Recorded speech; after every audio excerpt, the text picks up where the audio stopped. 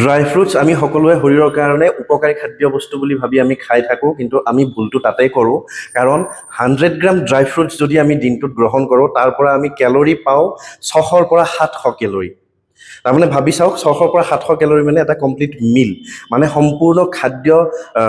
যেতিয়া আমি গ্ৰহণ কৰোঁ, ভাত হওক, দাইল হওক, মাছ মাংস, এনেকুৱা যেতিয়া আমি সম্পূৰ্ণ দিনটোৰ লাঞ্চ এটা গ্ৰহণ কৰোঁ, সেই লাঞ্চটোৰ পৰা আমি চাগে সিমান কেলৰি গ্ৰহণ নকৰোঁ যিমান আমি 100 গ্ৰাম ড্ৰাই ফ্ৰুটছৰ পৰা গ্ৰহণ কৰোঁ। গতিকে আপোনালোকে এই ভুলটো কেতিয়াও নকৰিব। ড্ৰাই ফ্ৰুটছক আমি বহুত বেছি স্বাস্থ্যৰ কাৰণে উপকাৰী বুলি ভাবি থাকোঁ। হয়, স্বাস্থ্যৰ কাৰণে উপকাৰী হয়, কিন্তু তেতিয়ালৈকেহে ড্ৰাই ফ্ৰুটছ আমাৰ স্বাস্থ্যৰ কাৰণে উপকাৰী যেতিয়ালৈকে আমি তাক সঠিক পৰিমাণে গ্ৰহণ কৰিম। তাতকে বেছি যদি আমি গ্ৰহণ কৰি থাকোঁ, তেনেহ'লে ই আমাৰ শৰীৰত উপকাৰৰ সলনি অপকাৰহে কৰিব। ড্ৰাই ফ্ৰুটছ বেছিকৈ গ্ৰহণ কৰাৰ ফলত আমাৰ ডাইজেষ্টিভ ছিষ্টেমত প্ৰব্লেম হ'ব পাৰে, মানে আমাৰ ডাইজেষ্টিভ ইছ্যুজ আহিব পাৰে।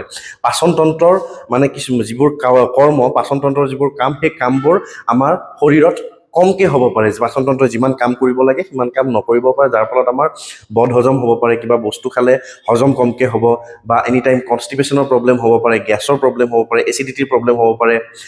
ড্ৰাই ফ্ৰুটছ বেছিকৈ খোৱাৰ ফলত আমাৰ ফেটি লিভাৰ হ'ব পাৰে। ড্ৰাই ফ্ৰুটছ বেছিকৈ খোৱাৰ ফলত আমাৰ এলাৰ্জিৰ কিছুমান প্ৰব্লেম হ'ব পাৰে, আৰু এনেকুৱা বিভিন্ন ধৰণৰ প্ৰব্লেম হ'ব পাৰে।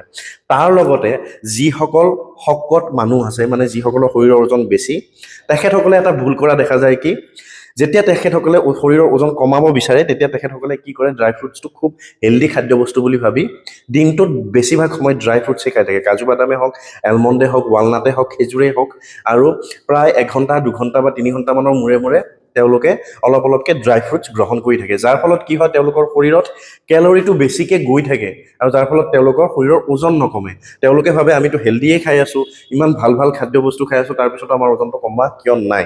কিন্তু ভুলটো হৈ গৈ তাত যে আমি ড্ৰাই ফ্ৰুটছ বহুত বেছি পৰিমাণে গ্ৰহণ কৰোঁ, আৰু যাৰ ফলত আমাৰ শৰীৰৰ কিছুমান অসুবিধা, কিছুমান বেমাৰ আমাৰ আঁতৰি নাযায়। সেই বেমাৰবোৰৰ পৰা আমি পৰিত্ৰাণ নাপাওঁ, অসুবিধাবোৰৰ পৰা আমি পৰিত্ৰাণ নাপাওঁ। গতিকে আপোনালোকে এটা কাম কৰিব, ড্ৰাই ফ্ৰুটছ যদি আপোনালোকে খাব বিচাৰে, তেনেহ'লে ড্ৰাই ফ্ৰুটছ খোৱাৰ সঠিক মানে উপায়টো হৈছে, আপোনালোকে আপোনালোকৰ হাতৰ মুঠিখনত বিভিন্ন ড্ৰাই ফ্ৰুটছ মিক্স কৰি ল'ব।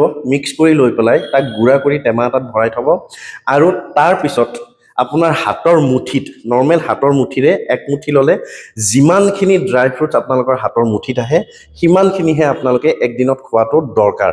তাতকৈ বেছি ড্ৰাই ফ্ৰুটছ কেতিয়াও নাখাব। আৰু ছেকেণ্ডলি মই আপোনালোকক কওঁ, ড্ৰাই ফ্ৰুটছ কোনোদিনে নোধোৱাকৈ নাখাব।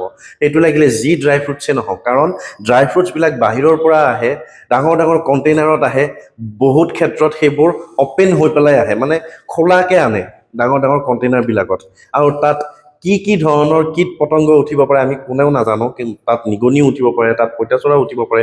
ডাঙৰ ডাঙৰ গ'ডাউনত যেতিয়া ৰাখিব, সেই গ'ডাউনত ৰাখোঁতেও ভালকৈ নাৰাখে, তাত বিভিন্ন ধৰণৰ কীট পতংগ উঠিব পাৰে, পোক পৰুৱা উঠিব পাৰে, যাৰ ফলত সেই ড্ৰাই ফ্ৰুটছৰ ওপৰত বিভিন্ন বেক্টেৰিয়া, ভাইৰাছ, এনেকুৱা ধৰণৰ বস্তু থাকিব পাৰে। তাৰ লগতে কিছুমান ড্ৰাই ফ্ৰুটছ মানে প্ৰিজাৰ্ভ কৰি ৰাখিবৰ কাৰণে, বহুত দিনলৈকে সংৰক্ষণ কৰি ৰাখিবৰ কাৰণে, ভালে ৰাখিবৰ কাৰণে ছালফাৰ ডাই অক্সাইড ধৰণৰ কেমিকেলো ইউজ কৰা হয়। গতিকে ড্ৰাই ফ্ৰুটছ আপোনালোকে নোধোৱাকৈ কেতিয়াও নাখাব।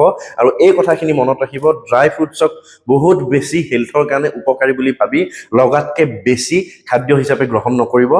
হাতৰ মুঠিটোত যিমানখিনি ড্ৰাই ফ্ৰুটছ আহে সিমানখিনিয়ে গ্ৰহণ কৰিব, তাতকৈ বেছি খোৱাৰ কোনো দৰকাৰ নাই।